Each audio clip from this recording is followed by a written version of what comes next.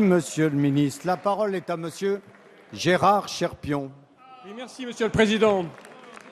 Monsieur le Premier ministre, les chiffres sont têtus. En 2013, le nombre de contrats d'apprentissage signés diminue de 8%, auquel il faut ajouter 4% en 2014, et la chute s'accentue puisqu'au premier trimestre 2015, le recul est de 13% à période comparable. Face à cela, vous faites, et je cite l'un de vos ministres, un plan par semaine.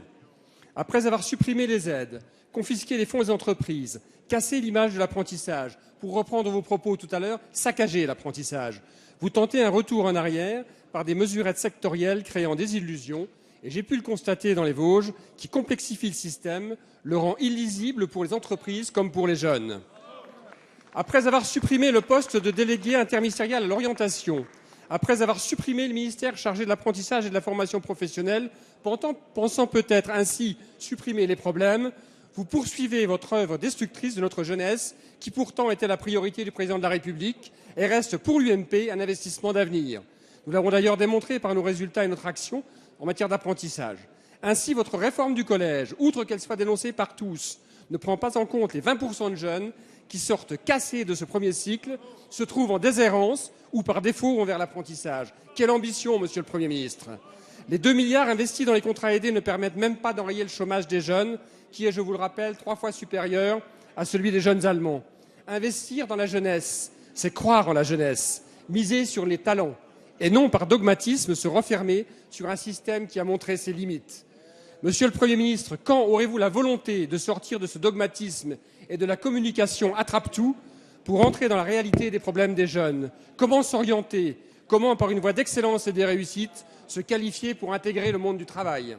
Merci monsieur Cherpion. La parole est à monsieur François Rebsamen, ministre du Travail, de l'Emploi, de la formation professionnelle et du dialogue social.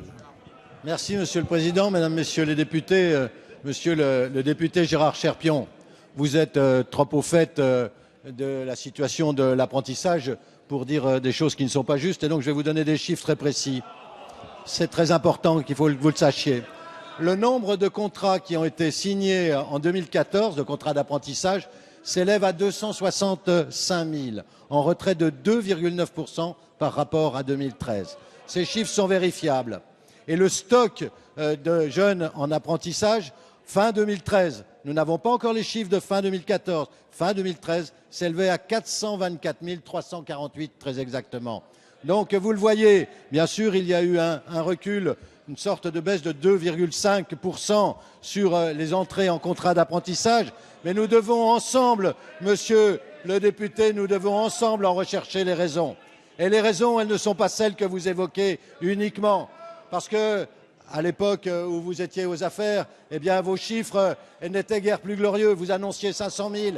Vous annonciez 500 000 apprentis, mais vous ne les avez jamais atteints. Et donc, nous, je peux vous le dire, nous sommes aujourd'hui à 425 000 jeunes en contrat d'apprentissage fin 2013. Il y en aura 500 000 en 2017. C'est l'engagement du Président de la République. Et pour ce faire, nous avons besoin, vous et moi, d'agir ensemble pour redire aux Françaises et aux Français que l'apprentissage est une voie d'excellence, que c'est un choix que nous devons faire ensemble. Et également dire aux chefs d'entreprise, je voudrais le dire ici, dire aux chefs d'entreprise que l'apprentissage, cette voie d'excellence, c'est bien de l'aimer, mais c'est encore mieux d'engager des apprentis, parce que c'est cela qu'il faut faire, engager des apprentis quand on a une entreprise. Alors, voilà, monsieur le député, ensemble agissons pour que l'apprentissage soit enfin au service des jeunes de notre pays. Merci.